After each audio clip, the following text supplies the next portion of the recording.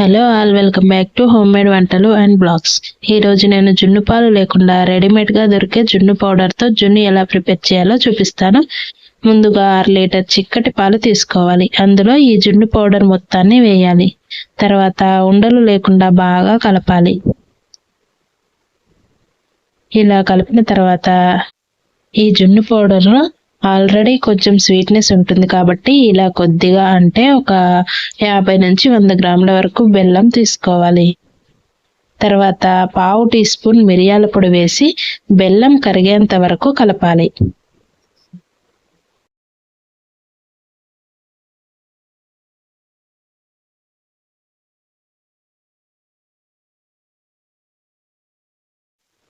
ఇలా కలిపిన తర్వాత ఇప్పుడు ఒక గిన్నెకి నెయ్యి రాసుకుని అందులో ఈ పాలను వడపోసుకోవాలి. ఎందుకంటే బెల్లంలో ఏవైనా నలకలు ఉంటే పోతాయి కాబట్టి. ఇలా వడపోసుకున్న తర్వాత స్టవ్ మీద ఒక గిన్నె పెట్టుకొని అందులో కొద్దిగా నీళ్లు పోసి నీళ్ళలో ఇలా ఒక స్టాండ్ పెట్టి స్టాండ్ పైన పాలు పోసిన గిన్నె పెట్టాలి. ఇప్పుడు స్టవ్ ఆన్ చేసి మంటను లో ఫ్లేమ్లో పెట్టుకుని మూత పెట్టి ఒక 20 నిమిషాలు ఉడికించాలి. 20 నిమిషాల తర్వాత మూత తీసి ఇలా ఒక ఫోర్క్తో కానీ లేదా నైఫ్తో కానీ గుచ్చి చూస్తే దానికి ఏమీ అంటుకోకపోతే జున్ను రెడీ అయినట్లే. ఒకవేళ అంటుకుంటే మరో 5-10 నిమిషాలు ఉంచి చెక్ చేసుకోవాలి. ఇప్పుడు దీన్ని పూర్తిగా చల్లారిన తర్వాత 1-2 గంటలు నార్మల్ ఫ్రిడ్జ్లో పెట్టుకొని తీయాలి.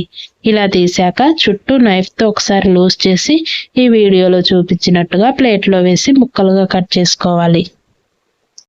ఫ్రెండ్స్, చూసారుగా జున్నుని చాలా సింపుల్గా ఎలా ప్రిపేర్ చేయాలో. మీరు కూడా తప్పకుండా ట్రై చేయండి.